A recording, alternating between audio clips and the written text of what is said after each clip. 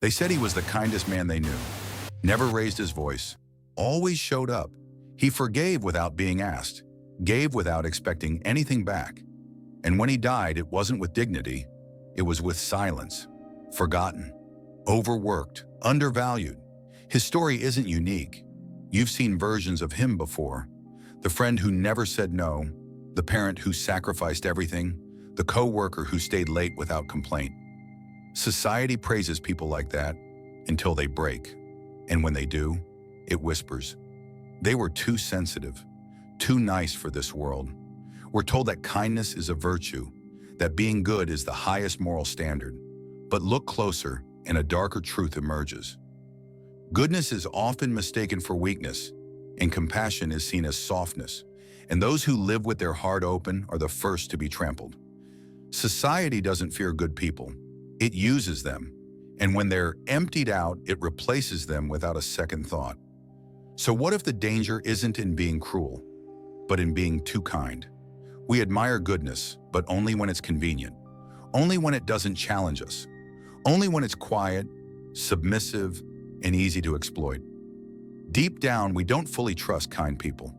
We wonder, what do they really want? What are they hiding behind that smile?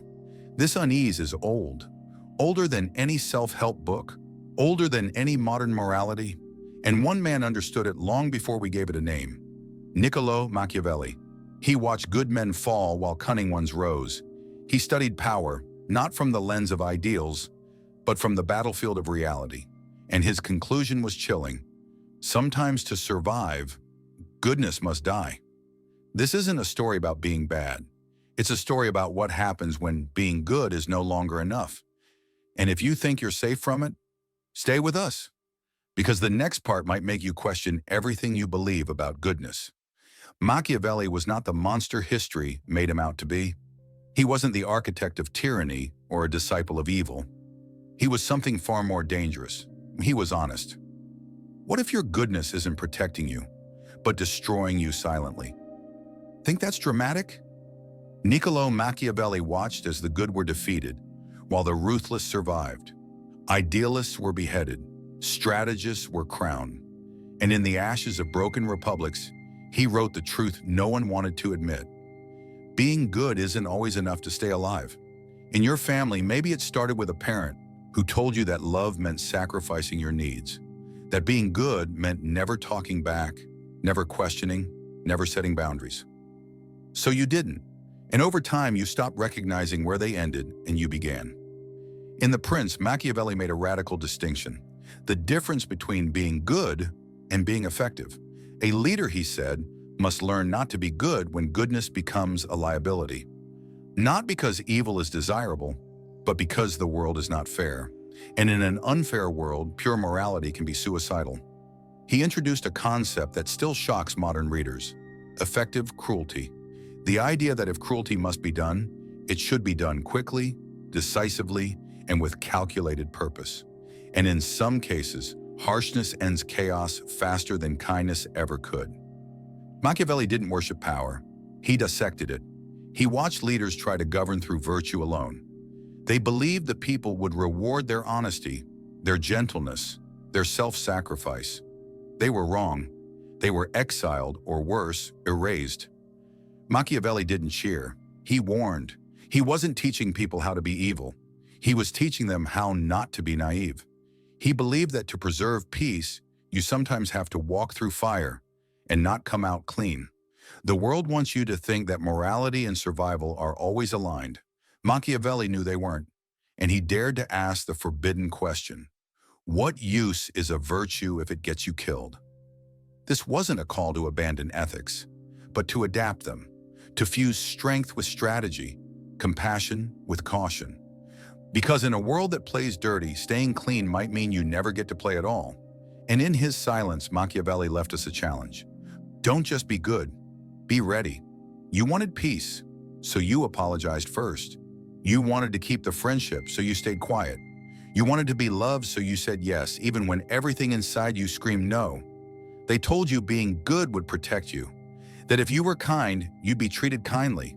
If you gave, you'd receive. If you forgave, you'd be free. But that's not what happened. You gave. They took. You forgave. They forgot. You tried to be the better person, and they used that against you. This is the trap of being too good. It doesn't start with weakness, it starts with hope. You believe that goodness can change people, that your empathy can melt someone's cruelty, that if you just keep trying, eventually, they'll understand. But some people don't understand kindness. They only understand leverage. What you call virtue, they call vulnerability. Psychologists call it fawning, a trauma response where you appease others to stay safe. It's not compassion, it's survival. You learn to anticipate needs, silence your discomfort, and mold yourself to fit their expectations. Not because you love them, but because deep down, you fear what happens if you don't. It's followed by learned helplessness. The slow, painful realization that no matter how good you are, the outcome doesn't change. So you stop fighting, you stop asking, you stop believing that you matter. And then comes the guilt conditioning, when being good isn't a choice anymore. It's a duty, a cage, a contract you never signed. You feel guilty for saying no, for having needs, for taking up space. Your kindness is no longer love, it's debt. The world celebrates nice people, but not in the way you think. It celebrates them for being easy, for staying quiet, for not making things complicated, not because they're admired, because they're convenient. This is what Machiavelli saw centuries ago. He watched people weaponize morality, use goodness as a performance, a leash, a tool for manipulation. And he warned, if your goodness has no teeth, no spine, no limit, it will become your executioner. Because unchecked kindness isn't virtue, it's self-harm. You call it empathy, but it's erasure. You call it patience, but it's punishment. And you wonder why you're exhausted, why you feel invisible, why nothing you give ever seems to be enough. The answer isn't that you're not good enough. It's that you were too good in a world that doesn't know what to do with goodness it can't control. You were never supposed to destroy yourself just to prove you care.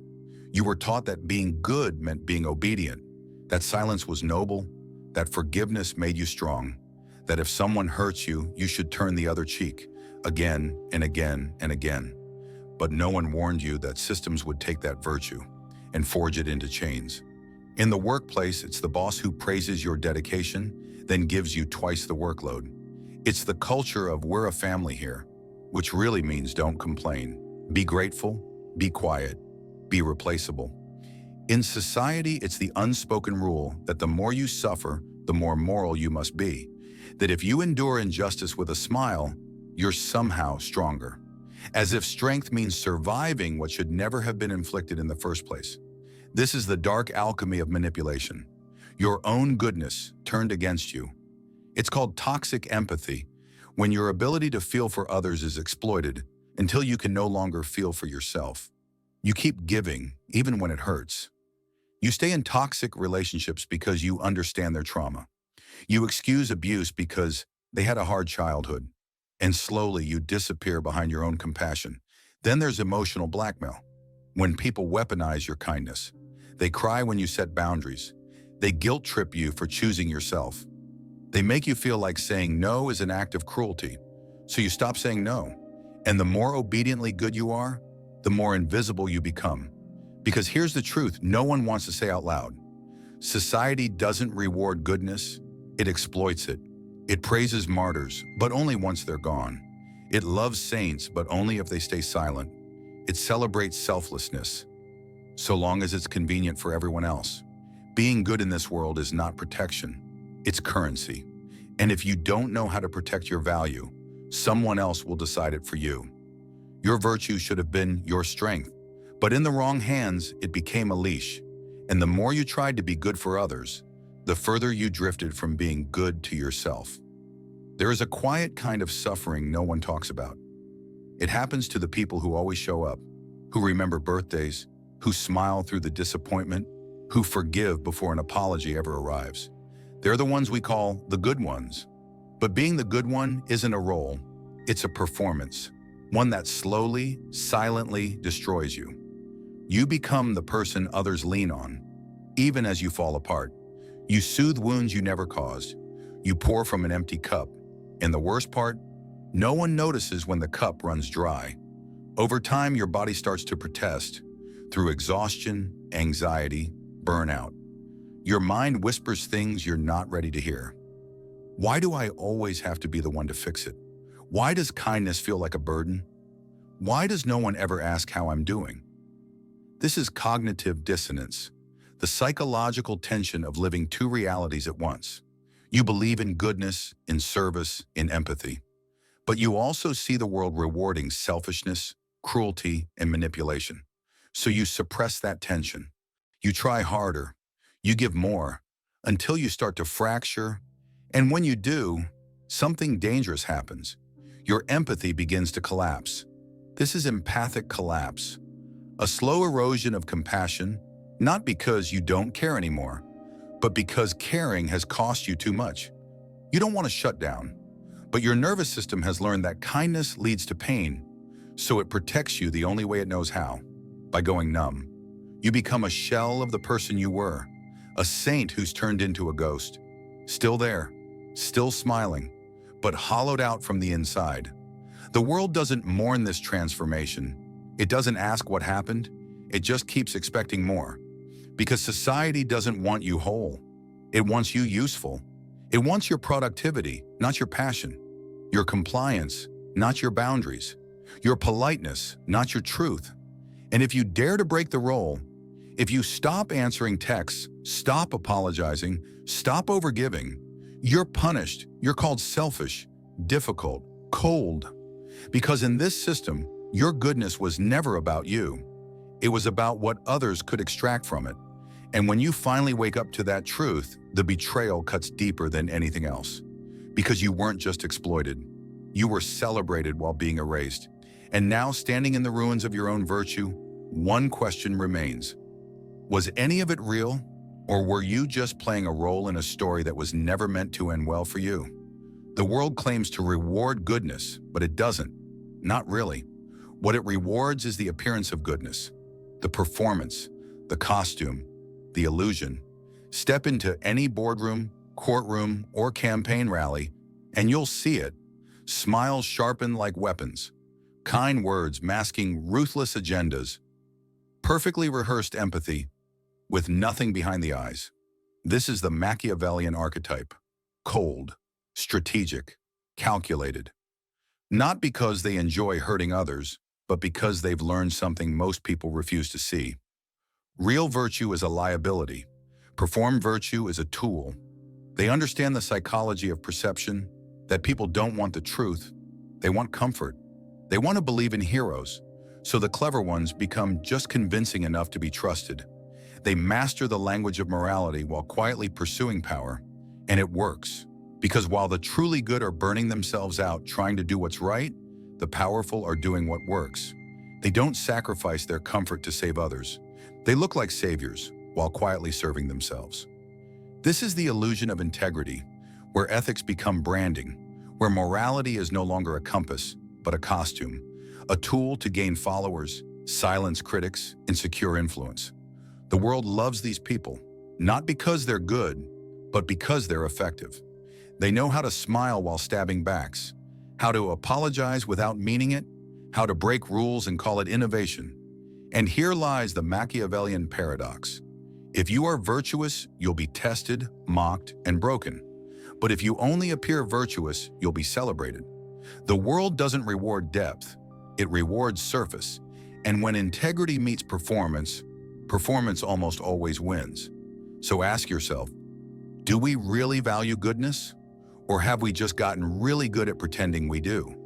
Because if evil learns how to wear a halo and good refuses to protect itself, the outcome is already written. And it's not the saints who end up in power. It's the actors. So where does that leave us? If being too good gets you broken, if the world rewards those who fake virtue, does that mean you have to become ruthless to survive? Number. But it means your goodness must evolve, not into cruelty, not into coldness, but into strategic goodness. Kindness, not as submission, but as a conscious choice. Boundaries, not as barriers, but as protection for what matters most. You don't need to stop being good. You need to stop being easy, because the world doesn't just need softness, it needs strength wrapped in softness. It needs people who can love fiercely, but walk away when that love is abused. People who can forgive, but not forget what it cost them. People who can serve, but not be sacrificed. This is moral assertiveness, the ability to stay good without becoming a martyr, to help, but only where help is deserved, to listen, but never at the expense of your voice. This is the real lesson Machiavelli left behind, hidden beneath centuries of misinterpretation, that you can be good and still survive, but only if you are prepared to defend your goodness, to wield it like a blade, not a leash. Because in a world that weaponizes virtue, your morality must be armed.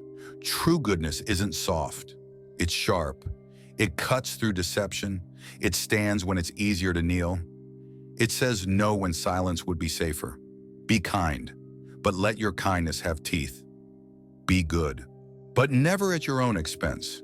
To remain good in a world designed to break you isn't a weakness. It's rebellion. It's defiance. It's choosing fire without becoming ash. The world fears the ruthless because they dominate, but it will never be ready for the good who finally learn to fight, not with cruelty, but with power. If this video spoke to you, I want to hear from you. Drop a comment below and share your thoughts. And if you want more thoughtful content like this, don't forget to hit the subscribe button and turn on the notifications.